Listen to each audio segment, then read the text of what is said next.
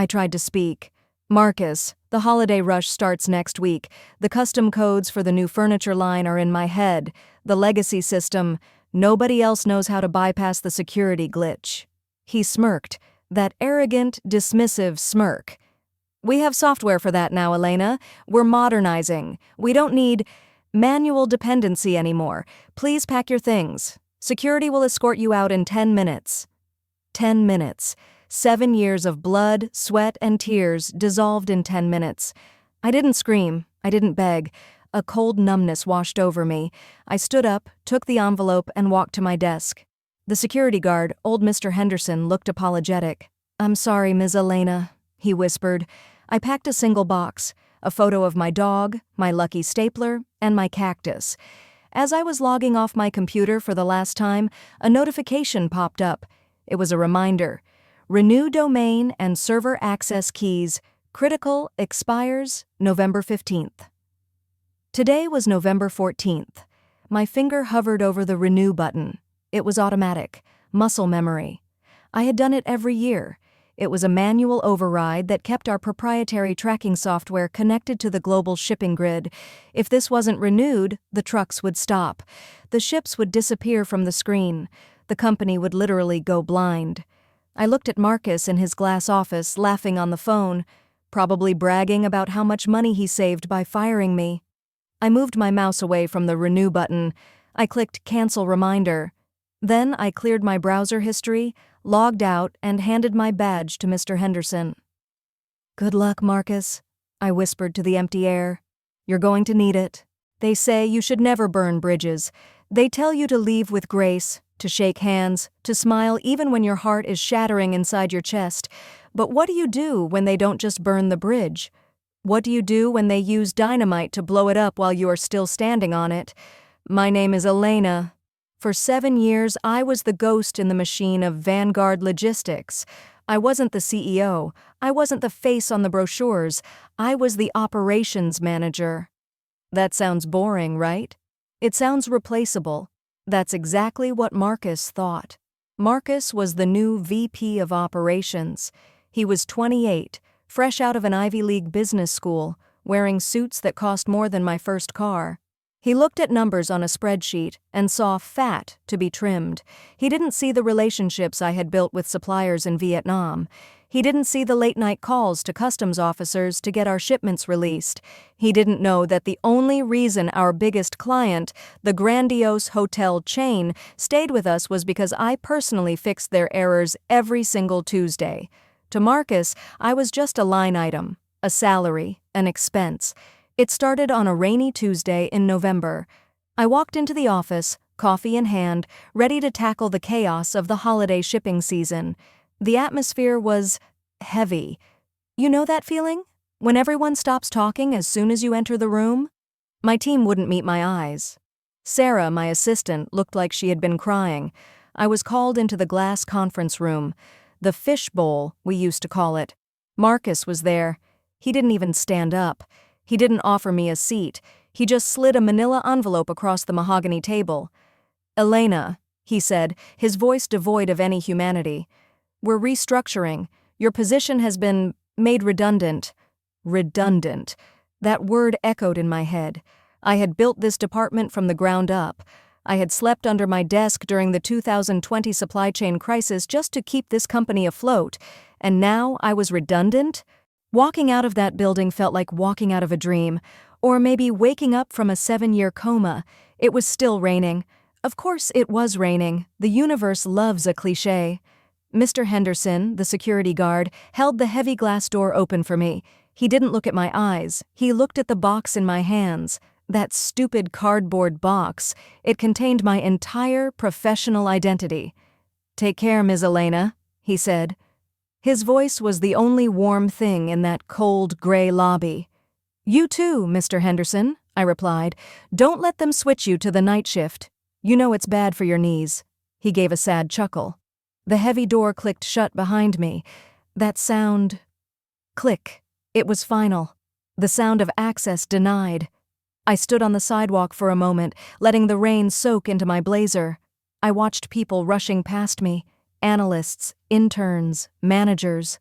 They were all running towards deadlines, towards meetings, towards the stress that I had just been liberated from. Why did I feel envious? Why did I want to run back inside and beg for my shackles back? I walked to my car, a sensible sedan I bought 3 years ago because it was reliable for the long commute. I put the box on the passenger seat and buckled it in. I actually put the seat belt around the box. It seems funny now, but in that moment, protecting that cactus and my lucky stapler felt like the most important thing in the world. I sat in the driver's seat, hands gripping the steering wheel until my knuckles turned white. I didn't start the engine. I just looked at the building one last time. The 4th floor, my window. The lights were still on. Someone else would be sitting there tomorrow. Or maybe no one. Maybe Marcus would turn it into a lounge for his golf buddies. I didn't cry then. I saved that for the highway. The first night, the ghosting. The drive home is a blur in my memory. I remember the red taillights of the cars ahead of me, stretching out like a river of blood. When I got home, the silence of the apartment hit me like a physical blow. Usually, I'd come home buzzing with adrenaline, checking emails while cooking dinner, mentally preparing for the morning briefing. Now? Silence. My phone sat on the kitchen counter, black screen, dead. Usually, by 7 p.m., I would have 10 messages from Sarah asking about invoices, or a text from the warehouse manager about a delayed truck. Tonight, nothing. It's amazing how quickly people disappear when you lose your title. It's called the corporate freeze-out. They are afraid. Afraid that if they talk to the fallen soldier, the general might shoot them too. I poured myself a glass of wine, maybe a little too much wine, and sat by the window. I opened LinkedIn on my personal laptop. Big mistake. There it was, a post from Marcus, posted 30 minutes ago. It was a picture of him and the team, my team. They were holding champagne glasses. The caption read, "Celebrating a new era of efficiency at Vanguard Logistics, trimming the fat to let the muscle grow."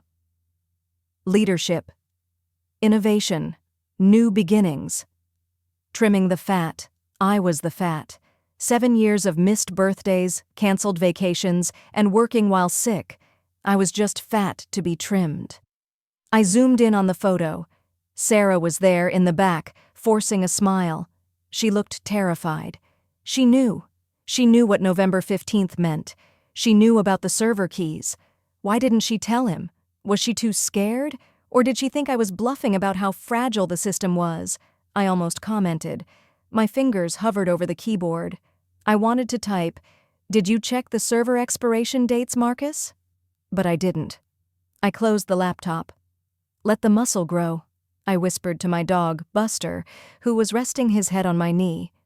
"Let's see how strong that muscle is when the nervous system shuts down." The waiting game, November 15th. The next 2 days were a test of willpower I didn't know I had. November 15th arrived on a Wednesday. I woke up at 6 a.m. automatically. My body didn't know I was unemployed. I reached for my phone to check the server status, and then I remembered. It wasn't my problem anymore. I spent the day doing things I hadn't done in years. I went to a coffee shop and actually sat down to drink the coffee instead of taking it to go. I went for a walk in the park. But my mind was still in that server room. I knew exactly what was happening, minute by minute. At 9 a.m., the first automated check would ping the server. It would fail, but the system had a backup cache. It wouldn't crash immediately. It would run on ghost mode for about 24 hours. Marcus wouldn't notice a thing. The trucks would still move. The scanners would still beep. He would think he got away with it. He would be walking around the office, chest puffed out, thinking, "See, we didn't need Elena. Everything is fine." I imagined him sitting in my chair, adjusting the height because he's taller than me, maybe spilling coffee on my desk mat. The thought made my blood boil. But I had to wait. The crash wouldn't happen until the cache cleared. That would be Friday morning. Black Friday. Literally. Wednesday passed. Then Thursday. My phone remained silent. No one reached out. Not even a "hope you're okay" text from the people I had mentored for years. That hurt more than the firing. It made me realize that to them, I wasn't a person.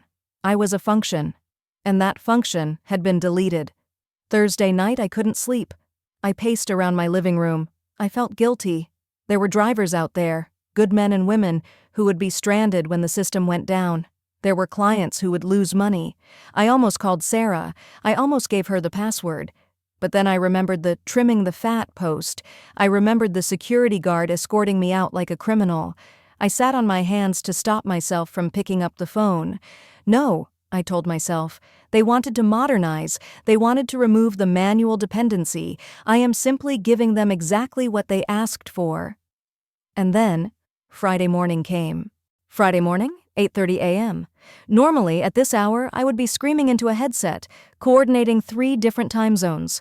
I would be chugging lukewarm coffee and stressing about the shipment to Chicago. But today, the only sound in my apartment was the humming of the refrigerator and the soft jazz playing from my speakers. I made pancakes, blueberry pancakes. I hadn't made breakfast on a weekday since 2016. I sat at my small dining table, the sun streaming through the window, and watched the dust motes dance in the light. It was peaceful. It was perfect. But then, the vibration started. Bzzzt. My phone was face down on the table. Bzzzt. Bzzzt. I took a sip of my coffee. I didn't turn it over. Bzzzt. Bzzzt. Bzzzt. It sounded like an angry hornet trapped against the wood. I knew what time it was. It was exactly 9:05 a.m. The caching period had expired. The ghost mode was over. Right now, thousands of miles away, a server in a dark room was trying to handshake with the global logistics grid. It was reaching out for a digital key that I had deleted, and when it didn't find that key, it did what it was programmed to do. It locked down everything. The avalanche of texts, 9:15 a.m. I finally turned the phone over. The screen was lit up with notifications. First, it was Sarah. Elena, are you there? Elena, sorry to bother you. The system is lagging really bad. Elena, I can't print the shipping labels. The button is grayed out. I swiped the notifications away. I felt a twinge of guilt for Sarah. She was a good kid, but she was collateral damage. Then came the texts from the drivers. I had given my personal number to the senior drivers years ago for emergencies. Hey boss, gate won't open at the depot. Scanner says invalid ID. Elena, I'm stuck at the border. Customs says our digital manifest is blank. They are threatening to impound the truck. Call me ASAP. I took another bite of my pancake. It tasted sweet, but swallowing was hard. The reality of what I had done was setting in. This wasn't just a computer glitch. This was millions of dollars of inventory sitting still. Fresh produce rotting in non-refrigerated bays. Medical supplies not moving. Then the messages from the upper management started appearing. Dave from IT. Poor Dave. He was a hardware guy. He knew how to fix a printer, not how to recode a proprietary legacy system from 2012. Elena, pick up, please. What is error code 404-license-auth? Marcus is screaming at me. Elena, did you change the admin password before you left? I chuckled softly. I didn't change the password. The password was fine. The door was just gone. By 10:30 a.m., the phone stopped buzzing and started ringing continuously. Unknown number. Unknown number. Vanguard Logistics. Mainline. Marcus's cell. I silenced the phone and put it in a drawer. I needed to distance myself. I wasn't an employee anymore. I was a civilian. Civilians don't answer work calls on a Friday. I decided to clean my apartment. I scrubbed the bathroom tiles. I reorganized my bookshelf. I was scrubbing away the last 7 years of stress. But in my head, I could see the fishbowl conference room. I could imagine the scene perfectly. Marcus, red-faced, loosening his expensive tie. The CEO, Mr. Sterling, probably storming in, demanding answers. They would be looking at the screens, seeing that blinking red light. They would be calling the software vendor, only to realize the vendor went out of business 3 years ago and I was the one maintaining the code patches manually. They would be looking for the physical manual, the one I wrote in 2018. But wait, Marcus had ordered the office to be paperless last month. He probably threw that binder in the recycling bin because it looked cluttered. Around noon, a courier arrived at my door. It wasn't a lawsuit, it wasn't a severance check, it was a bouquet of flowers. cheap gas station flowers, carnations, and baby's breath. The card read, "Elena, hope you are relaxing. We hit a small snag. Can you call us for a quick 5-minute chat? Just to clarify something." Marcus, a small snag. He still didn't get it. He still thought he could charm his way out of this. He thought he could get me to fix the engine of the sinking ship for free over a quick chat while I was already in the lifeboat. I looked at the flowers. I looked at the trash can. I dropped the flowers into the bin. "Not today, Marcus," I said. "Today is a holiday." The sun had set, and my apartment was bathed in the orange glow of the streetlights. The silence was finally broken not by a text, but by a call. I looked at the screen. It wasn't Marcus. It was Richard Sterling, CEO. The big boss. The man who lived in a penthouse and probably hadn't spoken to an operations manager directly in 3 years. I let it ring 3 times. 1. Let him sweat. 2. Let him remember my name. 3. I slid the green button. "This is Elena." "Elena?" His voice was tight, strained. He sounded older than I remembered. "We have a situation." "I assume you do, Mr. Sterling," I replied, taking a sip of my wine. "But I fail to see why you are calling a former employee on a Friday night. I believe my termination paperwork stated that all ties were severed effective immediately." "Marcus made a mistake," Sterling said, cutting straight to the chase. "A massive mistake. The grid is down, Elena. Everything. We have 4,000 tons of cargo sitting in limbo. We are bleeding $200,000 an hour." I didn't say anything. I let the silence stretch over the phone line. I wanted him to hear the clock ticking in his own office. "We need the codes, Elena. We need the renewal keys."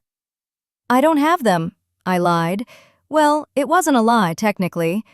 "I don't have access to your system anymore. I am a civilian. Accessing your servers would be a federal crime."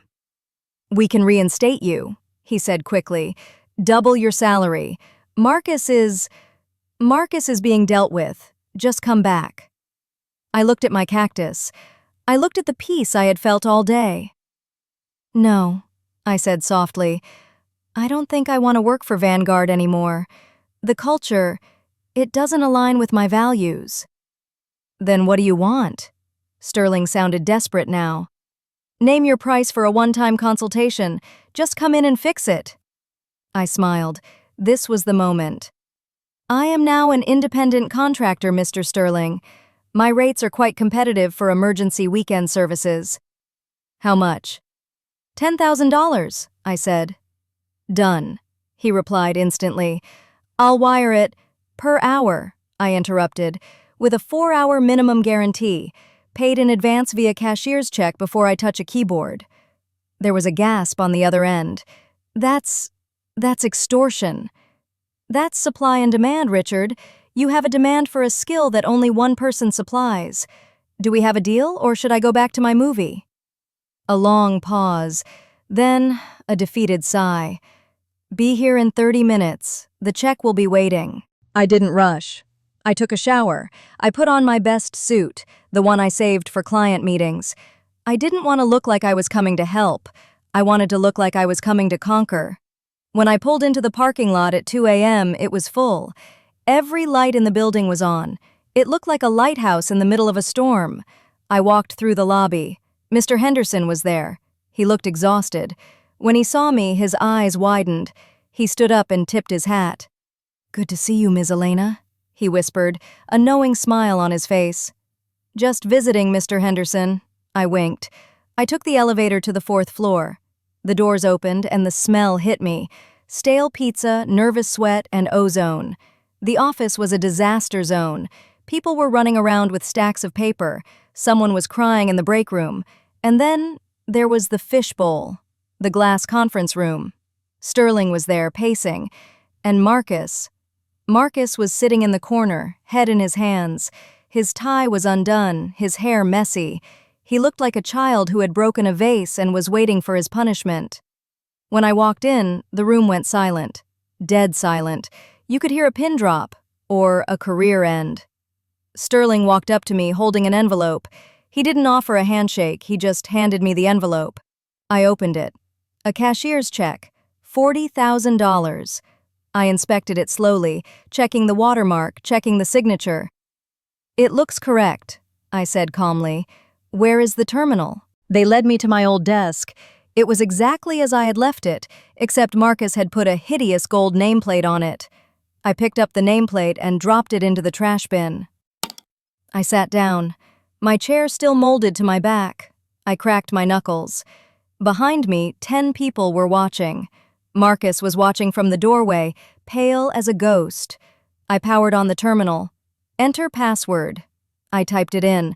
The sound of the mechanical keyboard was rhythmic, almost musical in the quiet office. The screen flickered. A red box pulsed. Critical failure. License expired. It's impossible, Marcus muttered from behind. We tried to bypass it for 12 hours. I didn't turn around. I just opened the command line. I didn't use the mouse. I used the shortcuts that were burned into my muscle memory. Command greater than run greater than override / legacy _ auth. Enter key. I pulled a small folded piece of paper from my pocket. The paper I had kept in my wallet for 7 years. The master key that the original developer gave me before he retired. I typed the 32-character string. Each keystroke felt heavy. TRUSTISEARNED. I hit enter. For a second, nothing happened. The cursor blinked. The room held its breath. And then, a green line of text appeared. System restored. Connection established. Then another. And another. Suddenly, the printers across the floor started whirring to life. The phones started ringing. The monitors on the wall, which had been black for 24 hours, lit up with maps. Little green dots started moving. The trucks were visible again. The room erupted. People were cheering. Someone clapped. I didn't cheer. I simply logged out, stood up, and smoothed my skirt. I turned to face them. Sterling looked relieved, but also angry.